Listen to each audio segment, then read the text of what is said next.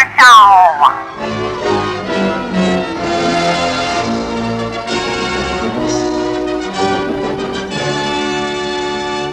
everyone, and welcome back to another episode of the Swing Sisters Show. I'm Erin. And I'm Jamie. And on today's episode, we're bringing you some fun segments.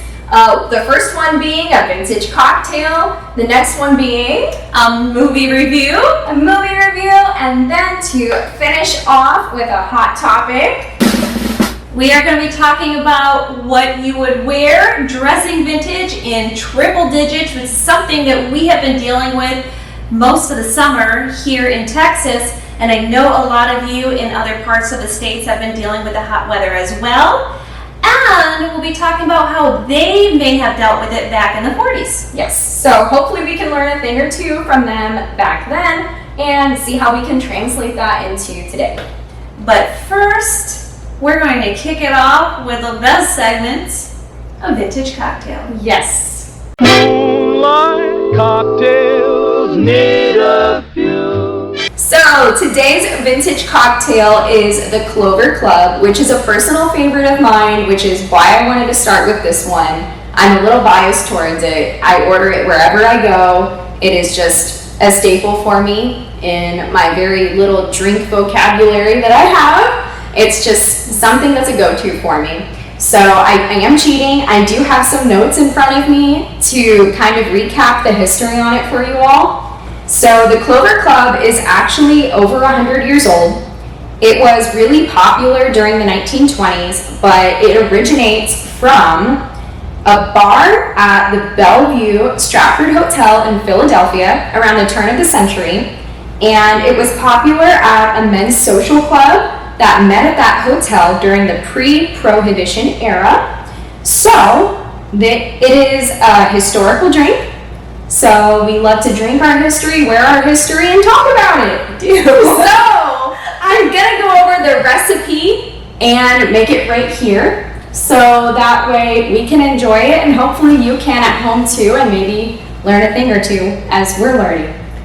I admit I'm a little nervous because I know that it has raw egg whites. Yes, that is one of the main ingredients of the drink.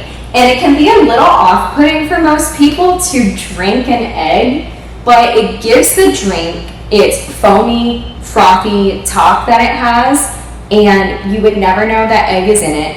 It's just something that gives it the look that it has, and it really does taste good. And I promise you're gonna love it, because I love it, and I would have never known there was an egg in it either. It's just the egg white, not the yolk. We're watching our cholesterol. We're health conscious as we're drinking. That's right. Is that what it is? Okay. All right. All right. Well, okay. So what are the ingredients? There's 2 ounces of gin in it, some lemon juice, raspberry syrup, 1 egg white, and 1 teaspoon of sugar. Honestly, I feel like that's optional. We don't really need that because there's enough sugar, I'm sure, in that raspberry syrup right there. So we should be good to go.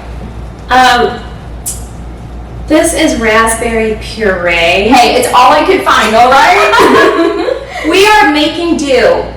In the spirit of World War II 40s, we are making do with what we have. That's right.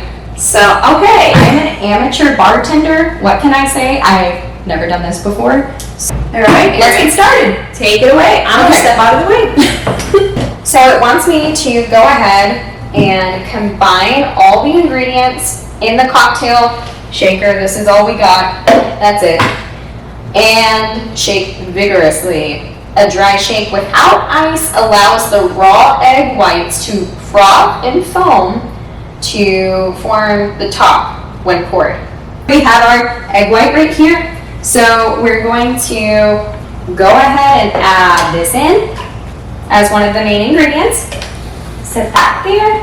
All right. So then we're going to do 2 ounces of gin. So here's 1 ounce, 2 ounce. Okay, I made a mess, but we're fine. We're good. Then we're going to do 3/4 of an ounce of lemon juice. Pour that in there. And then last, we have our raspberry syrup. We're improvising with puree. This is only enough for one drink, I think. Should I double the recipe so we can have one for each of us? Okay. Alright, we're going to double it up.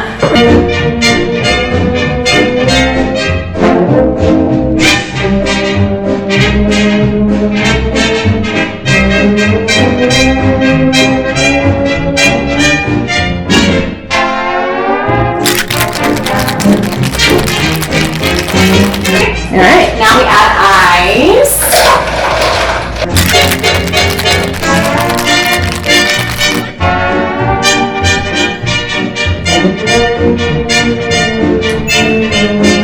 That was the final moment. I'm so nervous.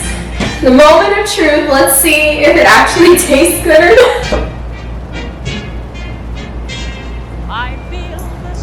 That tastes like what I ordered. It's actually not bad. It's not bad. Oh, that's good.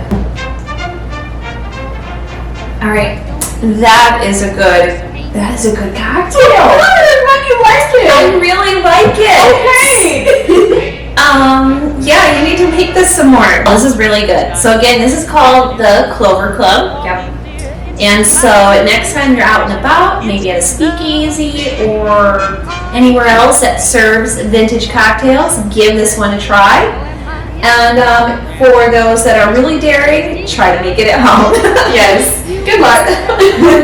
Yay! Yay! Cheers!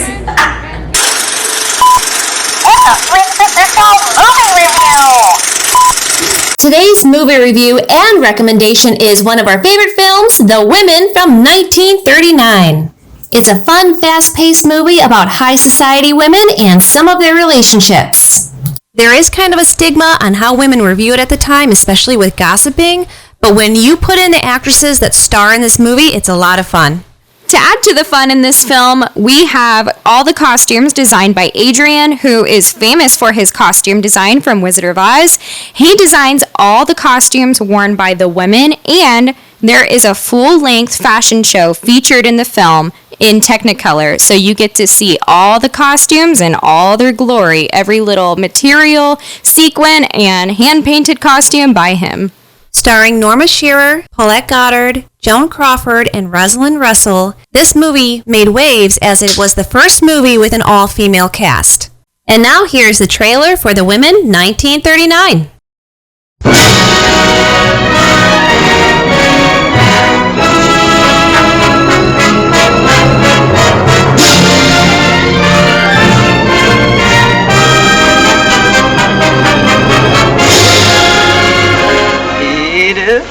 Take a good grip on yourself, you're going to die. Stephen Haynes is stepping out on Mary. But Sylvia, who told you? A manicurist? What girl? This Crystal Allen. Crystal Allen? Yes, you know, the girl who's hooked Mr. Haynes. Hey, what happened to the hot date you had on for tonight, darling? It's hotter than ever, dear.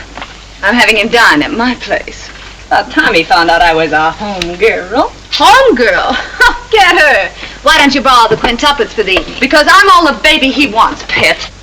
Now's your chance to go in there and put an end to this thing, Mary. Go in there and just say a few quiet words. Tell her you'll make Stephen's life an absolute tornado till he gives her up. Look where she was 6 months ago, and look where she is now. Sylvia, will you please let me do what I wanted with my own life? You're very confident, aren't you? Yes, because I know Stephen couldn't love a girl like you. Well, if he couldn't, he's an awfully good actor.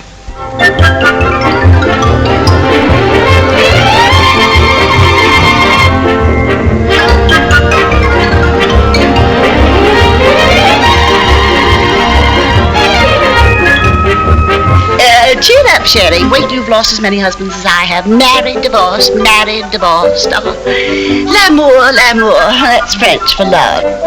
You should have licked that girl where she licked you. In his arms. It's where you win in the first round, and if I know men, it's still Custer's last stand.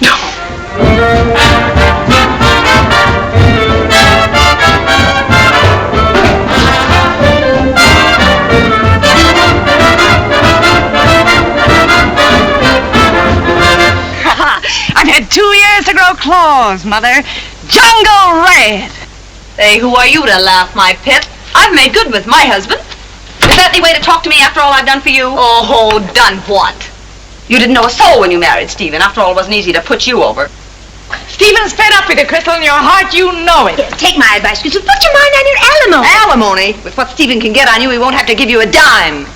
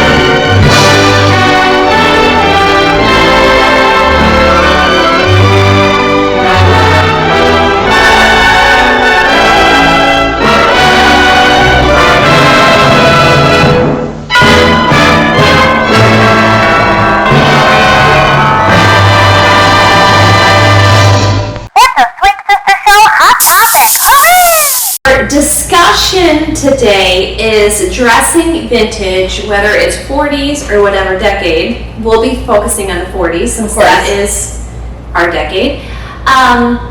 For dressing this way in the hot weather. Earlier today, we were in a fashion show with the Women's Vintage Society of Dallas. We were specially requested by a group of women who do a fundraising, and they're almost like a sorority. And they requested us. We had done a fashion show for them back in February, and for their second visit to the area, they requested us again, and we were showing off fall fashion. Now, one of the questions that they asked, we thought would be a perfect discussion for right now with our podcast, and they asked us, first off, do we dress in vintage every day? And of course, we do. And second off was, how do we handle dressing this way when the temperatures are as hot as they are? So if you haven't already caught it by what I said earlier, we are in Texas. We have been having triple digit temperatures for weeks. Yeah. 4 weeks. It feels like an oven when you step outside, or a hot air dryer blowing on you. It does. Yeah. And a lot of people, so I know what you're thinking, well, you live in Texas, of course it's hot. And we all know that it's hot, but this summer doesn't seem to be ending. Right.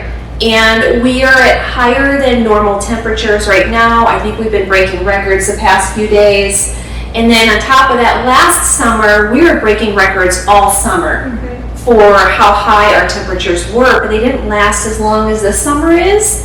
So here we are on the brink of September, and we're still in triple digits, and not by a little bit, by quite a bit. Yeah. And so to be in these fall outfits, It's just not possible. we ran from one building to the other where the ladies were. Yeah. Because for example, I was in a wool suit, and Erin here was in the dress that you're seeing that she's wearing, but she also had a jacket on. And gloves. And gloves. That's pretty warm. So, of course, right away, when they see us running into the building, they're like, how do you dress this way? So we can tell you tips that we do and tips that other women do. We can focus more on women. Obviously, we know more of women's fashion than gentlemen's fashion. Maybe we can touch on that another day. But then we can give you maybe some ideas of what they did back in the 40s to keep cool in these triple digits. Yeah. So Erin, what is one thing that you do to dress when it's just hot and humid and just terrible outside? The woman who asked us this question earlier, how do we manage dressing in 40s fashion when it's this hot? She asked in a way that made it seem like we don't dress this way because it's so hot, but Oh, is that how you took it? that's how I took it. You might be right. She made it seem like we just don't because it's this hot, and I know Jamie and I can both attest to this and agree that we never go a day, it seems like, without sacrificing our personal style, even when it's this hot. And that might be just us because we're so committed to this. We're committed. But We're so committed. But I mean, sometimes I don't see the difference between putting something 40s inspired on versus a modern outfit, even when it's this hot, because there are definitely ways around it that they dress like back then. I know I like to wear vintage inspired shorts that are flowy and they don't cling to the body as much, and they had those back then. So flowy, breezy, blousey shorts and a little blouse tied up. I mean, I've been living in that. I don't know about you. I'm a mother to children, and my blouse is not tied up. I can attest to that. That's just me. But I try to wear 40s inspired shorts. It's not always easy to find. I have a great pair that I did wear earlier today for my job because I was outside and I was watering the garden that I'm trying to make grow in triple digit heats, and nothing is growing, and we will talk about that another time with a victory garden segment that I have planned. So anyway, we'll move forward from that. But I do have a 1940s pair of shorts that I did make from a 1940s pattern, and they're incredibly comfortable. They're incredibly lightweight, and like you said, they're breezy because they're loose. And you wouldn't even know, no one knows that they're shorts. They all think I'm wearing a skirt. They all look like mini skirts back then. They're do. shorts. They do. So if you look at like a tennis outfit of today, that's basically what their shorts look like. 100%, yeah. So, and they make sense. And then also you said like a blouse tied up. I've got button-down blouses, and they're made of cotton. So cotton's really breathable. It's very washable. So if you sweat knit, you can wash it. That's a plus too. Right. And then, so I think breathable fabrics like cotton. They did have shorts back then. They did have like shirts that kind of look like t-shirts. Now they're not the same as today, but you can get away with like a t-shirt that maybe has like a vintage theme or logo or something. Right, like we have one that's of Fifanella from the Wasp, and so we will wear that. Again, is it like perfectly, true 1940s aesthetic to a T? No, but we're still giving a nod to our favorite decade, to our fashion style and our sense by wearing something that indicates that era. So we will do that as well. And there's hairstyles that you can do. Like, I am surprised that our hair has held up today because we've been all over. We've been in and out outside, carrying our equipment in to do our podcast for you today. And this humidity is not good for curls. So a thing that you can do for your hair, ladies, is there are hairstyles. You can wear a headscarf. You can wear a hair net. I had netted my hair earlier today. Did you net your hair? No, not today. But I think a hairnet is such a great suggestion because when you put so much effort into setting your hair in pin curls or rollers and your hair is just so perfectly curled up, you don't want it to fall throughout the day in the hot heat and humidity. So Jamie and I will take a hairnet and secure it and make that set last not just one day but multiple days, so that way it doesn't fall out the first day after putting so much effort into it. There is nothing more depressing than your curls falling after you get a terrible night's sleep because you set your hair. Right. So Erin sets her hair mostly in pin curls? Pretty much. Okay, and then I set my hair in foam rollers most of the time. Yeah. It's just her hair works great for pin curls, mine doesn't. Yeah, everybody's hair is different. Right, and so I do the foam rollers to get the curls that I want, and they last longer. But I tell you what, I will set my hair at night, and I will have a terrible night's sleep. Yep. I will leave my hair in curlers while I'm doing all my outside chores. I swear to God, everybody probably thinks I'm crazy because I'm out watering my front garden and filling the bird bath in my curlers. And in the 40s, they wouldn't have done that, but do we know that though? You know, they might have. I feel like they did. They didn't document everything like we They do now. did, because you couldn't take like 1,000,000 pictures. Right. Like we can now. We can take our phone and be like, and just delete the ones we don't like. Yeah. They'll, like, film back then was expensive, and they're like, I'm not going to waste my film on you and your rollers watering the garden. Why would you want to photograph yourself in rollers or videotape that back then? So surely they went outside in their rollers at some point. Probably did. Guaranteed. I mean, I see pictures of women in their rollers, like, grocery shopping. Mm-hmm. So they I've seen it probably did do that as well. But a hairnet, Mm-hmm. a snood, a hair scarf, braids. You can Yes. braid your hair. That's actually really popular in the vintage wearing community, is wearing braids in the summertime as well. Mm-hmm. Am I missing anything?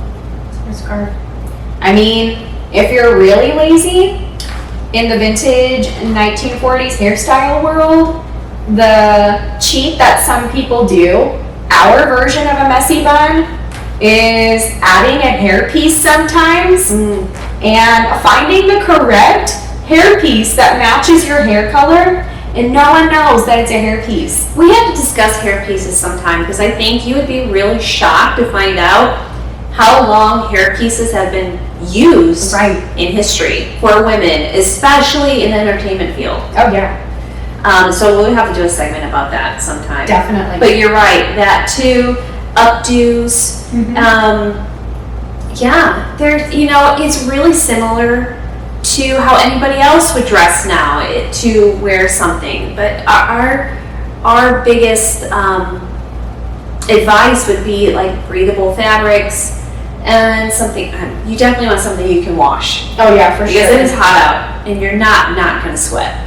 Something that they wore a lot, and I know you mentioned cotton. They had so many cotton play suits, and for anyone that doesn't know what a play suit is, it's basically like a modern version of a romper or a matching little crop top and short set, and those you can just live in. I mean, it's like going outside in a swimsuit practically. You know, in addition to the play suit, you could wear your play suit out and about. Really, Oh, no. it was not acceptable outside of like the beach or anything of that type of setting. So these play suits would actually have matching skirts That's that right. you would put on over the shorts, and it would look like a shirt waist dress. Right. So then it would be appropriate to go out to the grocery store, to go anywhere you needed to go, and then as soon as you got home, you took that skirt off, you're like, I'm done, and then you'd have the shorts.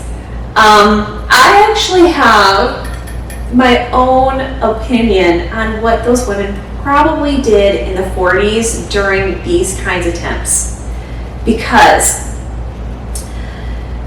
you don't know, back then there was also something that they would have, and it was called a house dress. It's called a house dress or a hostess dress or a hostess robe, and I'm convinced that those were created for temperatures like today.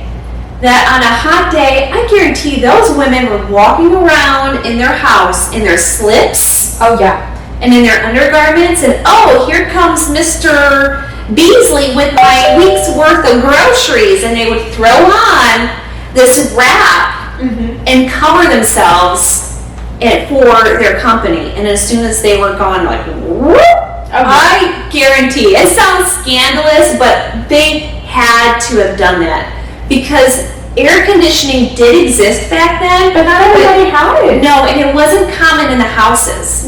So, and especially in the South, which just blows my mind because it's so dang hot down here. Right. But they wouldn't. It was not common in the houses. It was in stores, which makes me think why a whole day outing to the store was one of their favorite things to do in the summertime. Oh, for sure. Because they're in an air-conditioned like department store, and we're like, oh, honey, we're just going to keep going down each floor.